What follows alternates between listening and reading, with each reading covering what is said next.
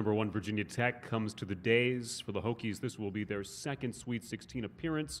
They have earned their program record 29th win, and they will take on the winner of tomorrow's game between 4th-seeded Tennessee and 12th-seed Toledo for the right to play in the Seattle Region 3 semifinals next Saturday. Joined by head coach Kenny Brooks, Georgia Amor, and Elizabeth Kitley, who produced her third straight double-double tonight. Amor with a game-high 21 points. We'll open it up to Coach Brooks for an opening statement when he's ready. So proud of these kids, so proud of this program. Just doing radio, and full circle moment when the very first game that I ever coached as a head coach on the women's side, it was in this building. And I was at James Madison, and we played against Bonnie Henriksen's team, and we lost in overtime. And I remember after the game, Coach Beamer, who I didn't know at the time, obviously he's a legend, he told me, he said, "Good game, young fella." And that meant the world to me just because he spoke to me. And then full circle moment, Coach Beamer's out there telling me what a great program we have right now and how much he enjoys watching and how proud of these kids that he is, and to be able to get this group, this program to this level is very, very special, and he couldn't do it without these young ladies. But great game. I thought we played really well. South Dakota State, tremendous ball club, very well coached, disciplined. They're tough, and we knew we were going to have our hands full. But the kids came out, got off to a great start. Didn't finish the way we wanted to, but it's very gratifying to be able to get to this point. Okay. Questions for the student athletes? We'll start with Mark. Congratulations for each of you. What does it mean to have helped this program get to the Sweet 16 for the first time since 1999? We'll start with Georgia. Yeah, it means the absolute world. Obviously, when we started this year, Sweet 16 was the goal. Amongst ACC Championship, and I think it's just great that we've accomplished all of that, but it's the tournament and the job really isn't done, so I'm really excited to get to Seattle and still play some games and keep moving. How about Elizabeth? Oh yeah, same. That's just what we had been saying was one of our big goals this year, and so for us to have done it for the program and just for my teammates and coaches, it just means everything. But yeah, we definitely feel like we can go farther, so we're looking forward to it. Of these two gentlemen in the second row here. Ishan Lamba, 3304 Sports. So you guys doubled their three-point shot attempts. Georgia, you alone had 19 three-point attempts. Was that a clear strategy from the outset, or were you just feeling it in the moment? No. To be honest, it was a different defense than I've played against this year. They didn't really go over screens or have a hand up, so I was just taking them. And to be honest, I like taking a three more than a layup, so. Yeah, to follow up on that, second most threes attempted in program history, behind Aisha Shepard with 20 a couple years ago. But Georgia, a few were off the mark there in that third quarter, but you nailed two clutch ones to really put the game away. Just what about your confidence, even after missing a few, led to, result? Yeah, I was getting frustrated, but then I walked over to Coach Brooks, and he just said, "I need you to give me those eyes. I need you to be locked in." And I knew I had taken a lot. I didn't know it was that many, but that just went out my mind because we needed baskets. Mark again.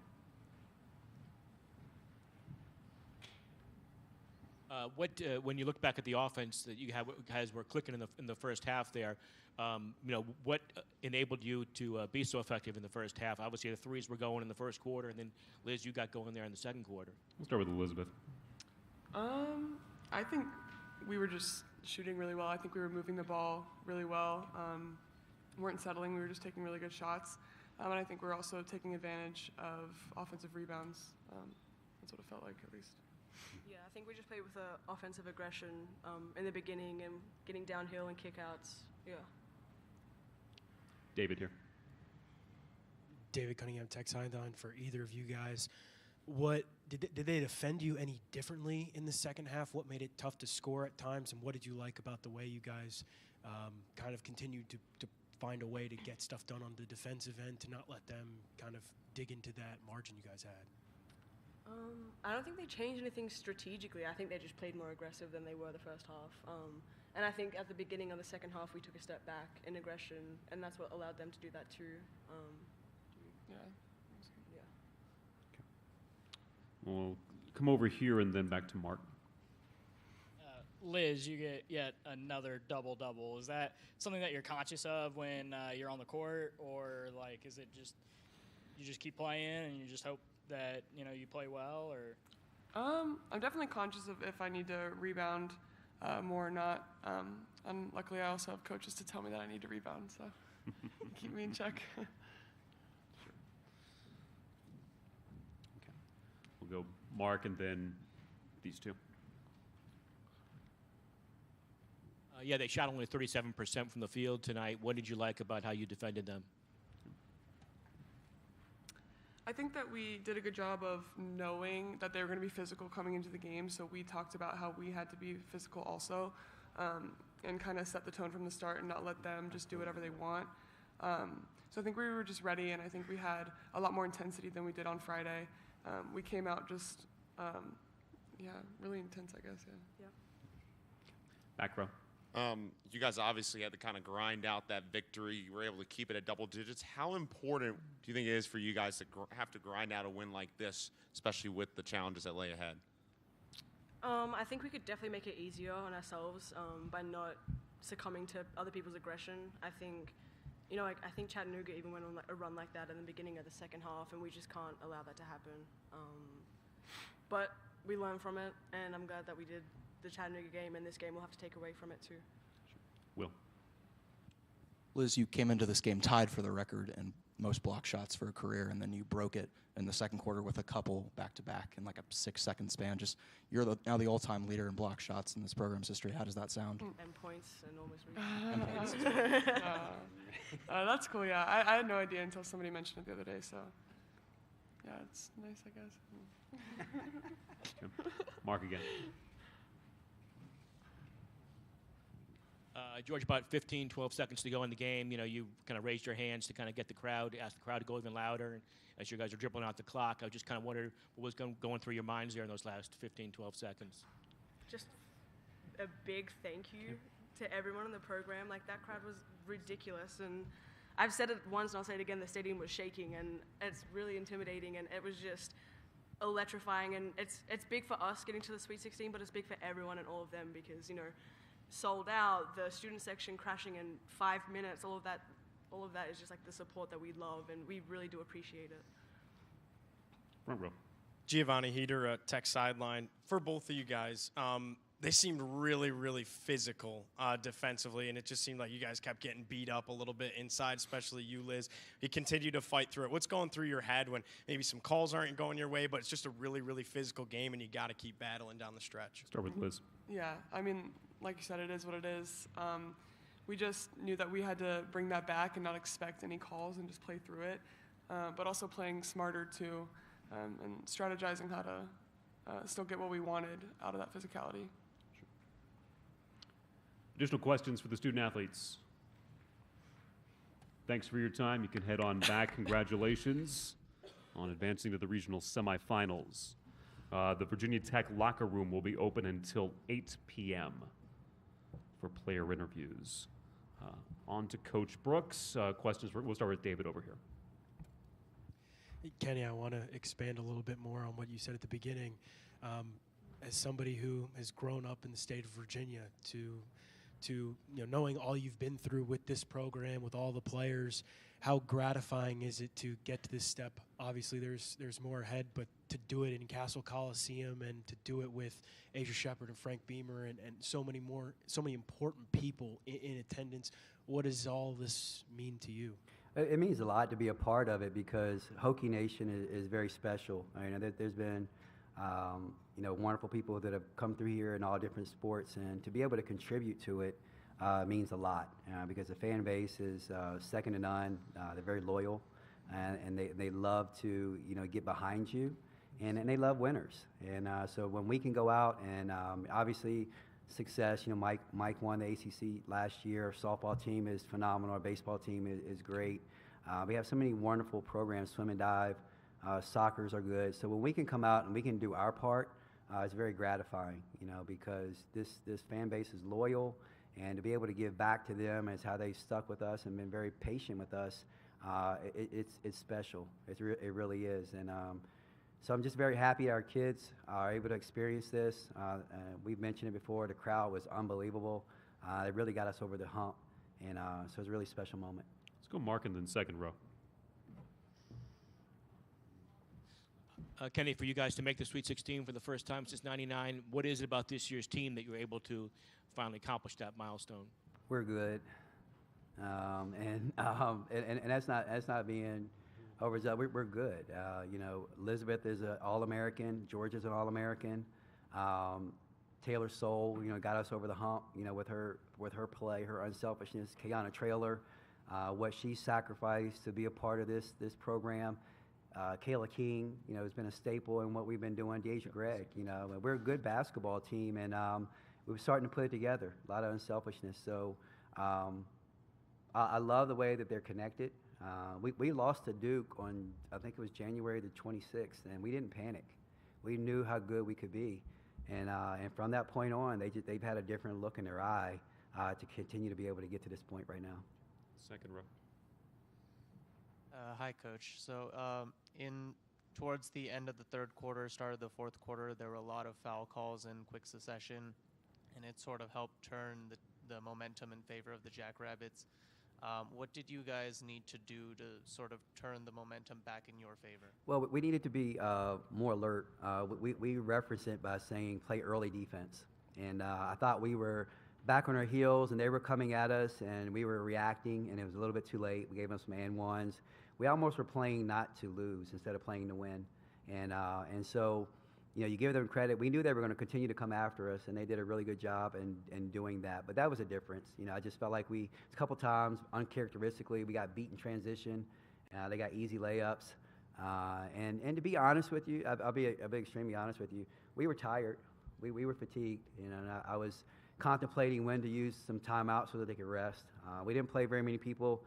Played 7 people tonight, and they got a little bit tired. Now I think that was the reason. To Will. Oh, sorry. Kenny, how important was Kiana Traylor tonight, especially in that first half with 11, best plus minus among your players tonight? How important was she in getting this job done? She was huge. And we had a situation early this week, and we didn't get a lot of practice time together. She had a scare. I think she hyperextended her knee. You know, we were scared. We were scared, and fortunate for us, you know, she was okay and able to come back. And you know, during that time, I had a little bit of time to reflect, and I didn't want that to be it for her. And you know, she's phenomenal kid, and what she has sacrificed, people don't understand. I mean, that kid, when Georgia gets a lot of the attention and Liz gets a lot of the attention, Kiana is as good as any of them. And what she's willing to sacrifice to just come here and win, she'll forever be one of my favorite kids I've ever coached. And she was really big. You know, right before the game, I said, look, I want to look out there. I want you to have a smile on your face the whole game because you're playing loose and free. And she came out and she gave us a big spark in the first half, helped us a lot in the second half, did a great job defensively, and very proud of her, very happy for her. Will, then David, then Mark. End of the second quarter seemed like every shot was falling, and really just the first half overall. But third quarter starting off 1 for 7. What changed defensively about them, and how did you guys have to adjust over the course? I don't know what he will say, what they did. I thought that we didn't have that little pop. We came out a little bit flat in the second half. The first half, we were moving the basketball side to side, getting the opportunities, stepping up, shooting them with confidence. And then the second half, I thought we started off a little bit flat. And, you know, you're up 23, and I don't know why we were flat, but I think that was a lot to do with it. But you give them credit. They were a little bit more physical. They had very little to lose at that point, and we knew they were going to come out and be aggressive, and they were, and they beat us to some of the 50-50 balls. David. Let's try to. Kenny, there were a bunch of different moments there in the third quarter where you needed a bucket and you needed somebody to attack the rim, and Taylor Soule was that player. She's done it so much for you this season, and she was really, really good on the defensive end. For this to be her first ever NCAA tournament, how special do you think this is for her, and what did you like so much about what she did tonight? Yeah, it's why she came here. It's storybook for her because she sacrificed a lot. She was Boston College's leading scorer. And when we recruited her, she said, look, I just want to be a part of a winning program, and I want to win an ACC championship, and I want to go far in the tournament. And, you know, it's well documented. She and I had a really long, stern conversation in January. And from that point, she's been locked in. And she's a terrific addition to us. Doesn't really need the basketball in her hand to be effective. They were playing off of her, and they were double teaming Liz, and she got free. And made them pay for it. But she did so many things for us, not just offensively. She, like you mentioned before, she did a great job making Maya work for everything, and that's what we really wanted her to do. I won't call you young fellow. What did you like about your defense and how you guarded today? We understood the assignment. We wanted to make it tough for them. They're very disciplined, and they very efficient. So we knew that they knew where they wanted to get the basketball, and so we wanted to try to make it tough for them. Make it tough, put them in situations where they were going to have to make tough shots. And we knew they were going to make some of them. We did a really good job, but we also really defended the three-point line exceptionally well. They shoot the three as well as we do. Their numbers are almost identical, and we wanted to make sure that every time they were shooting it, we were somewhere around them to mess with them a little bit, and we did that. I think they were 2 for 15 from the three. And I think that was a big difference. And then what was kind of going through your mind in those closing seconds of the game? It was a sigh of relief. I'm like, finally, it's over. It was a great moment because, you know, as it was winding down with 15 seconds ago or so, you were able. For the first time, I was able to look into the crowd. I didn't really look into the crowd. I knew Dr. Sands was behind me. I knew my family was right behind me, but other than that, I didn't really look into the crowd. 15 seconds ago. A lot of emotions came through to be able to get to this point. I knew it was going to be a program record, 29 wins. But more importantly, it was just to get these kids to this opportunity to go to the Sweet 16. We watched other teams do it before, and these kids are competitors. Liz doesn't care about her stats. She just wants to win. And I texted her the other night, and last night, as a matter of fact, and I apologized for not getting her more involved at the Chattanooga game, but I didn't want to run some of the plays we were going to run tonight. And she says, Coach, I don't care. I just want to win. It doesn't matter if I score at all. I just want to win. And when your leading scorer, your All-American, says that, you know, you got a pretty good special group. So I'm just happy to get them to this point, and they were going to be able to enjoy Sweet 16. Ian's got the last question. Hi, Coach. Ian Sachs, Keloland Sports. Was that the plan to come out shooting on fire like that? And Georgia coming down the stretch, especially, it seemed like she had. Well, I mean, all of them have the green light. They know each other so well that they all have the green light, and none of them are hesitant. We don't tell them not to shoot the basketball. I thought Friday's game was really good to get under our belt because I thought we were a little bit nervous. They never played in front of a crowd that big. We hadn't played in a while. And then to get that game, try to get some rhythm was really good. Kids came in this weekend, got some extra shots during the practice period, and they looked good. Today they looked really good. I went home after the shoot around, and my wife said, "Well, how'd they look?" I said, "They look pretty damn good." And but they just looked confident and ready to go. And they came out and they just played. And the beauty about this group is they don't have to have Liz to score all the time. You know, we'll get the ball to Liz, but Kayla King knows if she's open, let it fly. Kayana Traylor, she knows she's open, let it go. And because they know if they move the basketball, that eventually it'll come back to them. And they're so unselfish, and that's exactly the way I know we're capable of playing the way they started off and playing tonight. Coach Brooks, thank you for your time all weekend long. A reminder, the Virginia Tech locker room is open until 8 o'clock tonight. And as always, you can download this press conference and all of our press conferences from this regional at ncaa.veritone.com.